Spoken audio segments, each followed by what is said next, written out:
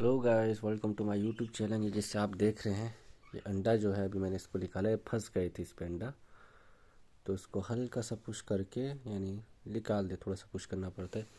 ये अभी अंडा ताज़ा है, इसको थोड़ा फूंक मार के इसको सुखा के इसको अंदर रखूँगा, देख सकते हैं।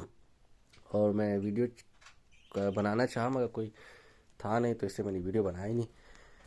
तो अभी इस मादी को अंदर छोड़ रहा हूँ। इसका अंदर ये रहा, तो अभी थोड़ी सुकून पर आई है। ये रही, और एक अंडा पड़ा हुआ था ये, और एक अंडा और रख देता हूँ।